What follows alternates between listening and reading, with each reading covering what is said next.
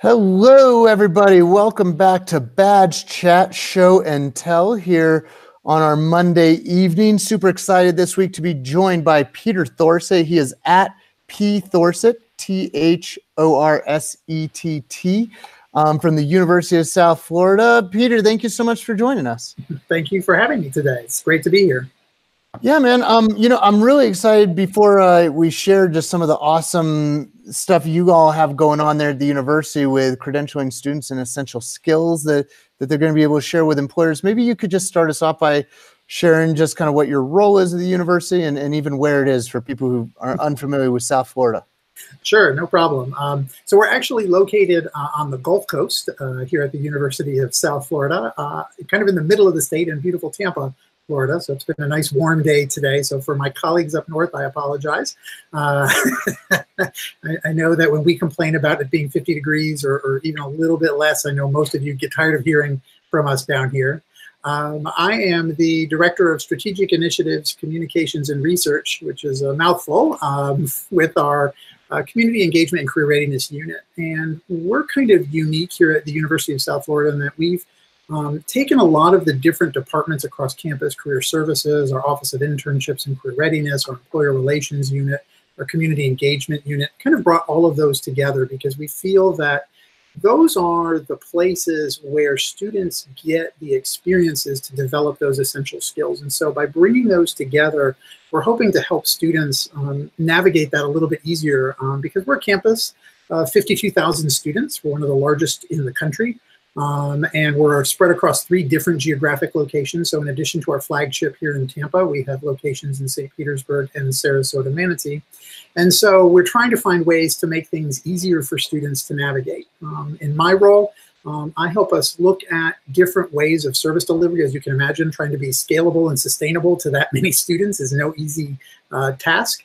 And so we are doing a lot of experimentation, especially in areas like badges, like micro-credentials, starting to explore really stacked credentials, and really trying to plug in our higher education ecosystem here at USF with the broader Tampa Bay region in terms of workforce pipeline. So I spend a lot of my time really kind of looking at those challenges and issues and trying to help us find solutions for our employers and our students. That's fantastic. And for anybody who's just joining us live, we're with Peter Thorsett. He is at P Thorsett. And for folks who want to play along, if you look below the description on YouTube, you'll see a link to the USF webpage where a lot of what Peter's going to be sharing with us can be found. And Peter, before you and I kind of dive in and start unpacking some of this, one thing that you said that really reached out to me, really grabbed me, was this notion of just what stakeholders were at the table from the get-go, because it sounds like you really took an approach that was probably a lot broader than what we tend to see in the education space as far as starting out with a lot of plates at the dinner table. Yeah, and so I'll share with folks, because I think sometimes it's good to hear that other people have failure before they do things well. We tried a very traditional career services approach originally a few years ago, and that was we did a lot of workshops face-to-face. We were programming just all over the place, offering literally hours and hours and hours of programming to students. We had the 8 modules we'll look at a little bit later originally existed in those workshop formats.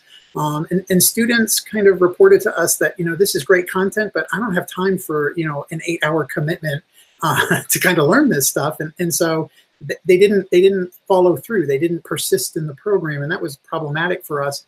And then we tried an off-the-shelf, fully online solution. It was a nice product, but the students complained to us that, there wasn't any feedback. There wasn't any kind of touch value to that. And so they really struggled with kind of wanting this kind of high-touch, high-tech, delivered anytime, anywhere kind of demand on us. And that put us in a unique place to try to figure out how to move this forward. At the same time, we were talking to our employers who were saying, look, kids just don't have these skills. You're graduating them. They're not ready to enter the workforce. And as we kind of sat with our employers and had that conversation, we really realized that, well, actually, the students do have those skills. They just don't know how to talk about them. And so we're finding that our students, right, they develop teamwork skills. They develop communication skills. They develop technology skills in their courses, in their extracurricular activities, in their internship experiences. it's all just so locked away in the language of the disciplines that they're studying that when they get confronted by an employer or by a graduate school admissions advisor who says, hey, tell me about a time when you had to deal with a difficult team, they're like, I've never dealt that. And so we were like, we need to figure out how do we kind of bridge that gap. And so, yeah, we brought employers, we brought students, and most importantly, we brought partners from student affairs and partners from the faculty to the table. And we had this conversation where we said, you know, we can either deliver content or we can kind of help students polish up and get ready for the workforce. And we don't have time to do both. And so we're going to rely on you, faculty. We're going to rely on you, student affairs partners, to deliver the content around these essential skills. And what we're going to do is we're going to provide a framework and a mechanism for students to be able to pull all of that together and then use that in the interview process and the job search process. So that was really kind of unique about what we did. Was we've kind of backed away from the notion of we had to own it all and we had to program all of it. And we said, we're going to trust that the faculty and others are going to be doing their part. And we're going to leverage that in our program. So that was kind of how we got kind of from some of those failures to what you'll see tonight. That's super awesome. And just saying things that I'm hearing that I'm guessing folks who are watching live and who see this later asynchronously are probably also hearing is, you know, just the humility with which you all have approached this, and almost necessarily so because of that industry input, but, you know, they're really kind of being humble and open to the idea that we don't have all the answers. And another thing that just strikes me as relatively unique that I haven't seen is having this driven through, you know, I know this is, your department's a lot broader than this, but I heard communications. And so I think that a lot of times folks don't think to invite the communications department in to really help with a comms plan. And so that I'm guessing is something that's really helpful, that all of a sudden faculty is being brought in and comms is actually kind of driving the conversation and taking some of that lift off their plates. You know, as you were kind of started to talk about the specific skills there, maybe now's a great time for you to share your screen with us and actually kind of let us dive into grasping what all you actually are credentialing. And for those of you who just joined us, this is Peter Thorsett at P Thorsett. And if you have questions you want to ask about what you're seeing on your screen live, if you tweet them on #BadgeChat, I'll be refreshing the screen on that and try and get your questions live on the air with Peter. So take it away, Peter. What are we looking at here? So what I'm going to do is, what you're looking at right now is our public site. So this is what you've put down in the links below the video feed tonight.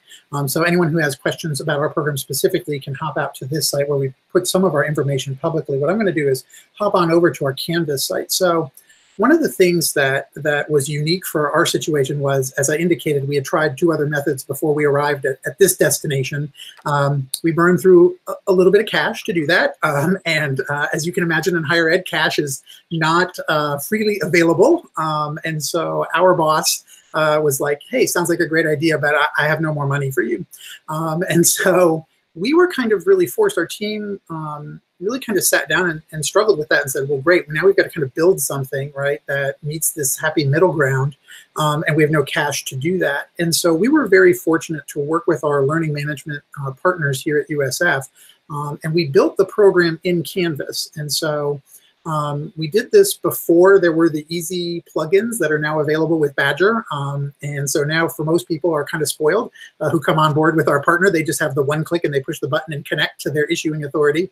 We were very thankful to Glenn Parker here at USF and his team for helping us get this figured out.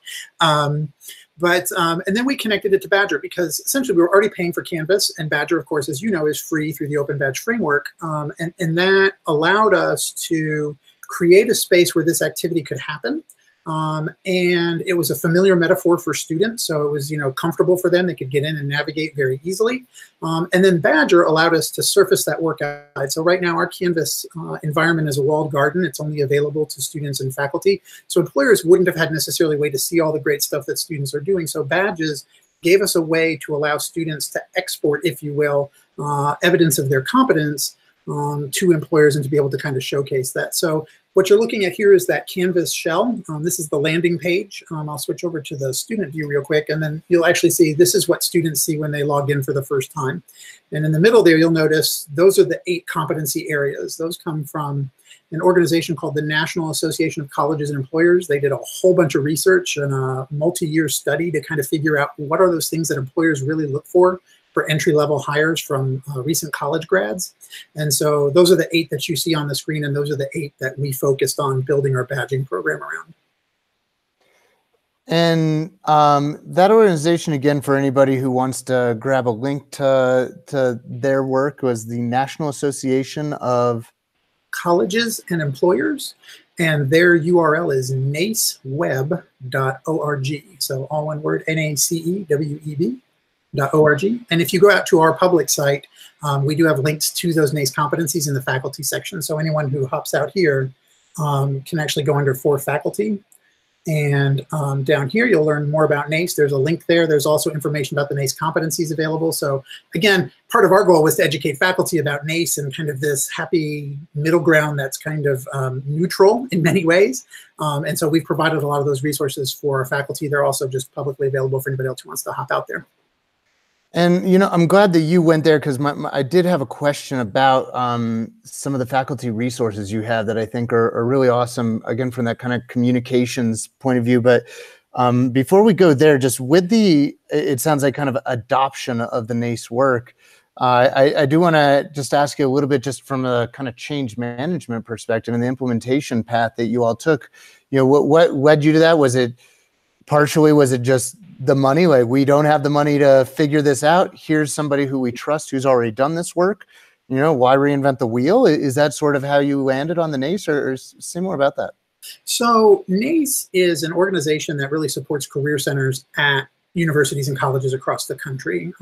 And we chose NACE because, as Lynn Chisholm, who is the director of internships and career readiness here at USF, she was my partner in crime, so to speak, in this program. And as Lynn and I literally traveled around campus and had conversations with faculty and deans, one of the very first things that emerged was people said, oh, well, we already have competencies. We already have things for career readiness. You know, in psychology, the APA already has spelled out what psychologists should know. And we'd go to engineering and they'd say, well, IEEE already has figured this out. And you know, we kept trying to say, yeah, but, you know, 40% of our freshmen change majors 3 times or more, right? The national average is 5 times during the life of your college experience. So as they're moving around, you indoctrinating them in many ways, right, or immersing them in that discipline-specific language isn't helping them. And it's not just the students who are leaving your program who are at a disadvantage. It's the ones that are coming in from other programs who have decided that you're the right academic home for them. And so we look to NACE to essentially provide kind of a neutral zone, or a lingua franca, if you will, that allowed everyone to plug into it. And so as we started sharing this out, people, I'll give you an example, in the College of the Arts here said, well, we don't do critical thinking, we do design thinking. And that's really what we focus on. And I said, yeah, but the fact that you can connect those and essentially crosswalk those is what's going to help our students find success. And when they go out into the workplace, the employer is looking for critical thinking. If that student doesn't realize that there's an equivalency there, you've just put all of your students at a strategic disadvantage. And so that was what really kind of got us to the NACE standards. It was that NACE had done that work, had validated that with employers. As you can see on the website there, we've actually done that same study with local employers here in Tampa Bay. So we were actually able to provide to faculty and deans, this is what this looks like here in Tampa. So you'll see the green bars are the Tampa areas responses to that same survey, and the blue ones are NACE. And it just kind of gave us that added oomph, if you will, to be able to say, this is important stuff, and it helps our students find success.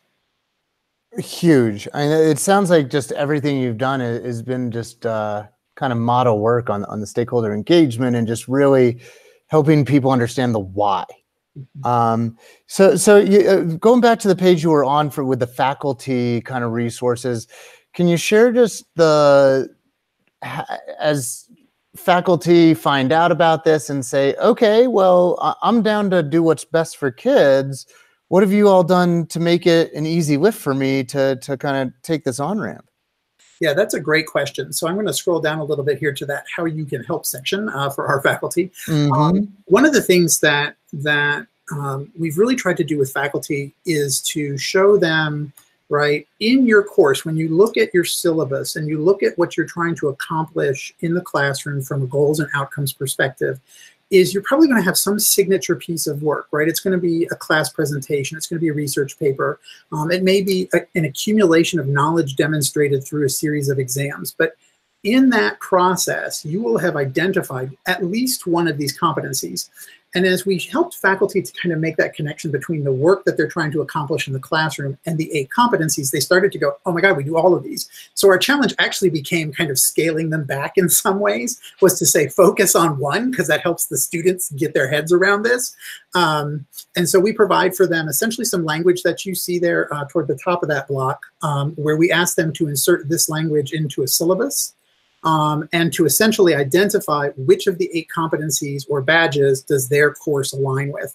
And then they're handed off to us, and then we onboard them in the program, and then we use that coursework as the first step in earning the badge. So each of our badges requires a student to do a learn it activity, i.e. show how they learned it in the classroom or through a workshop or some form of training. There's a do it component where they have to have an experiential learning experience, either an internship, research, et cetera, and then a show it where they do an interview component.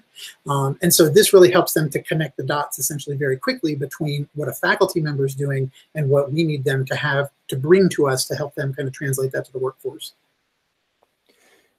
And I definitely have some questions there, but before I do, just to make sure that we're all on the same page, and for those of you who just joined us, feel free to tweet in your questions on #BadgeChat, and we'll make sure to get those live on the air to Peter. Can you just talk through, are we hearing that this is the actual badge earning is very student driven, that the students are the ones going and applying for the badges versus putting the onus on the instructors to issue badges? That is correct. So the language that we use for this program is, you've seen the infinite combinations tagline that we use with the program. We also, in all of our student-facing literature, talk about your unique combination. One of the things that we've really tried to do for our students is to help them understand that there are multiple pathways to the same career outcome. I think a lot of our students get really hung up on, oh my gosh, I want to work in the medical field, so I have to be a doctor. And in order to do that, I have to major in pre-med and I have to do blah, blah, blah. And then they hit organic chemistry and they flunk. And they have a crisis of confidence, right? And you laugh. And it's like, every time I tell that story, everybody laughs that has had any kind of connection to that, gets it, right? And I think that what we're trying to do is to show those students there are a whole bunch of other things that you can be doing in the medical field to solve the problems that you're passionate about that can be driven by this unique combination of skills and talents. And so we've really built this badging program to help them essentially pull that work, extract that additional value out of what they're already doing here at USF, and to use that in a way that helps them apply for whatever it is they want to do next, whether that's entering the workforce, graduate school, professional school, taking a year off, whatever that looks like. We're really trying to help them think through what are the best ways to do that and how do you kind of stack all of these things up to find that success. I love the way you're framing it, and it sounds like it's something that would make sense to faculty and, more importantly, to students. And so we've seen kind of the faculty facing lens of this. What does it look like on the student side? And you've been really kind of candid and humble and vulnerable with us so far. What can you share with us about how it's going? So from a student perspective, I'll share 2 stories. One, we actually launched this about 18 months ago, so we're still relatively new in this program. And we actually have what we called launch partners. And one of our launch partners was the libraries here at USF. And they offered a series of workshops on things like Adobe products and data visualization products and the Microsoft Office suite and those kinds of things. And had been having just really terrible attendance. Students just didn't show up for it. And we partnered with them to look at how that material was being offered and how it connected to the workforce. And they actually designed a complimentary badge program so students can actually earn Digital Media Commons badges. And those became the connector pipelines to our technology badge. And so last year when they ran this for the first time, every single one of those classes was full. That was the first time that's ever happened to them. They had wait lists on everything they taught. And those students went on to our program. The second story I'll share is one of those students who came out of the library program was a student in the College of the Arts. And if you were to look at her resume on paper, she is a bright, passionate, talented individual. She studied at the Louvre for 2 consecutive summers, did a whole bunch of research, yeah, at the Louvre in Paris, no joke. Had her research on display here at the university, had it published. Just really sharp young woman, and really didn't know. She's a senior, she was approaching graduation, had no idea what she wanted to do. And what this badging program did was it helped her to kind of focus in on how she could use those talents in some ways that aligned with what she wanted to do, right? So as she kind of got into it, she started thinking about, oh, I might want to teach English, or might want to do these things. And that allowed us to have much more intentional and purposeful conversations with her about her next career step. The funny thing about that story is she went back to her deans at the College of the Arts and said, every student in the college should do this program. And literally, that dean called us and had us come over to share the program because he was so intrigued by this, right?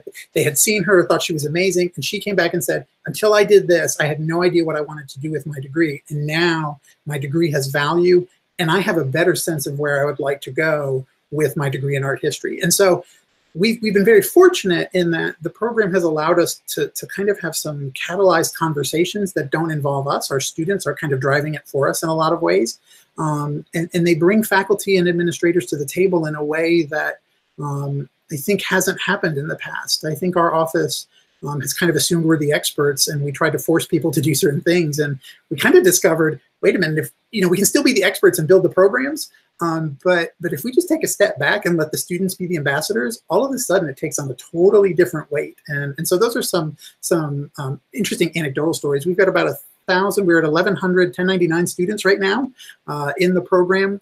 We've issued a number of badges in all 8 of the categories to students, and we're in the process now actually of expanding the program to another 700 students who work for our partner Aramark, who actually runs all of our dining and those types of functions on campus. So it'll be a public-private partnership for us for the first time in using this program to help those students identify their career readiness skills.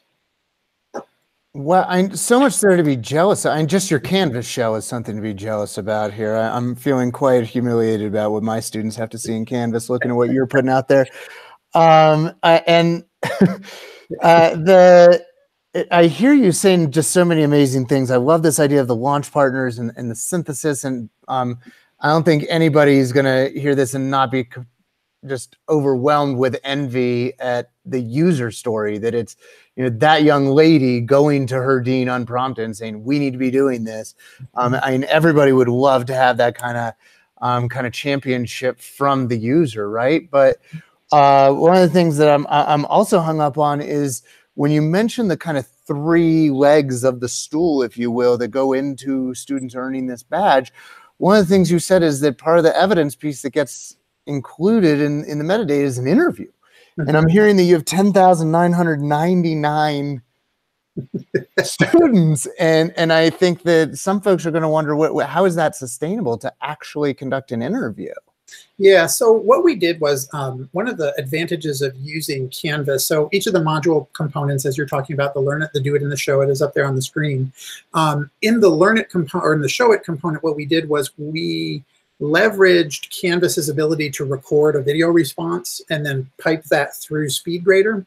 And so students are able to use their mobile device with the Canvas app. They can do it Canvas on the web if they have a webcam. And then because of our partnership with the library also helps students if they don't have access to those tools themselves. From a grading perspective, one of the great things that Lynn and her team have done is they work with our partner university, Full Sail University, which is just down the road in the Orlando area. And Emily Ray, who's there, has done some amazing work around a framework called RISE. And that framework is about peer-to-peer scoring of work. And so just like we leverage the faculty to provide the content in the Learn It component, we have essentially a small cadre of students who work for us. They're our career readiness peers, and they actually do the scoring on the work that's submitted through the interview process and through the Do It reflection activity, which is a written activity. And so they are essentially doing that work for us, and they are helping to score that. They're helping to provide that feedback to their peers. And again, one of the things that we found, and there's a lot of research that supports this, right, is that students tend to listen more to their peers than they do to those of us who are in positions of authority. Surprise, surprise. And so getting that peer feedback has really helped improve the reception of that feedback. So students in the past who were getting it from us weren't necessarily completing the read work on those as quickly as we would have liked. That time for rework resubmission has actually dropped now that we're using peer-to-peer grading and peer-to-peer kind of feedback in these programs. So that's how we got to the scalable part. We're actually using other students to do the scoring for us.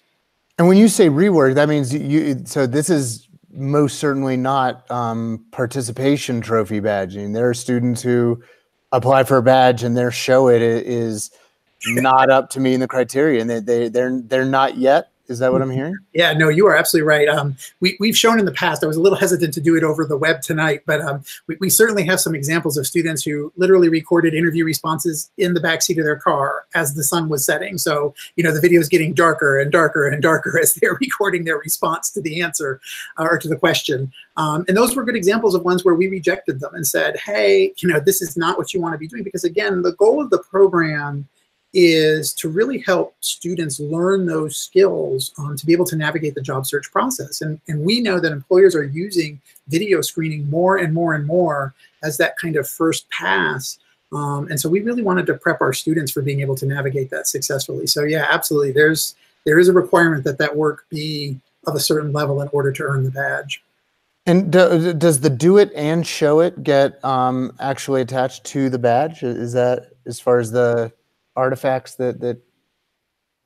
So we don't attach those yet. That's part of our challenge right now, because Canvas being that walled garden means that that's disconnected from the badge. So one of the things that we've been exploring is, you know, do we employ an e-portfolio solution? Do we provide another way for the students to surface those artifacts out? For our program's purposes, what the badge does is the students can include that on their student profile in Handshake, which is our campus job management system, or job board.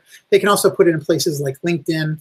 We do have Portfolium at USF, so they can put it on their e-portfolio there. But what that's really for is for employers to be able to search to find students who have those skills. And it's also a conversation starter for students when they're meeting with employers. So although the badge is an important piece of this, it serves in many ways as a starting point for the student to engage in that job search process confidently. So for us right now, attaching the artifacts isn't as important. I think long-term, both Lynn and I look at this as a way to kind of ease into high-impact practice territory and to be able to say, how can we help connect those artifacts so that the students have those as well when they go into job search scenarios. Incredible stuff. And I'm going to sneak in the last minute that we have together, Peter. One last question about, you know, you talk about USF having over 50,000 students, and, you know, in that, I'm guessing just by the location that it's not just, you know, 19-year-old freshmen, but that you have, you know, a lot of military vets and non-traditional students. And so I'm wondering if there's anything specific that you can offer folks who might be working with non-traditional student populations that you've noticed that's just an important takeaway as other people kind of try and build off what you are creating. Yeah, I think one of the things that we did, and I'll pull this up really quickly. I can't do it because I'm logged in as a student who's already completed this. Let me switch modules real quick. One of the things that we did was we tried to make a framework that was really what we call open and porous. And by that, we had to attend to the fact that we have a lot of first-generation students. We do have a lot of transfer students. We do have a lot of students who do have military service. We're one of the top-ranked universities in the country for that. And so what we tried to do was we tried to build each of these pieces so that when students are submitting their work, they're looking at the totality of their experience. In other words, this isn't built in a way that focuses on first-time in college, traditional-age students. It's built as a tool that's focused on helping any student make the transition to the world of work or to graduate school. And so the questions are generic in that sense. They're built to say, you know, tell me about a time when you had to deal with a mistake at work and how you dealt with that with your supervisor. A person who may be non-trad is going to tell that in a much more effective way, in a much more deep way than a student who's, you know, first time in college, 18 years old. But that's relevant practice for both ends of that spectrum. And so what we're really trying to do is help both of them right? Really polish those skills, really hone those stories so that they'll find success. And that's really, one of the things that we try to focus on with this program is to try to make sure that it does have that flexibility to meet all of those different student types. Peter, I love it. And that is just such a great place to bring this to a close there with just my favorite word when it comes to the world of digital badge credentials. That's stories, because I think what you all are capturing at USF is helping students use these credentials in order to better tell the story, that this narrative of who they are as learners and achievers. I love it. Thanks to those of you who watched live. For anybody who sees this asynchronously, thank you for finding us on the web and joining. We are #BadgeChat on Twitter and YouTube. And Peter Thorsett, thank you so much for your time. Folks can follow him at @PThorsett, THORSETT on the Twitter. And Peter, thanks for your time this afternoon. Hopefully we see you in June at Badge Summit. Yeah, no, absolutely. This was fun. Thank you for having us. And I have definitely added it to my calendar already. Awesome. Have a good afternoon, everybody. Thank you.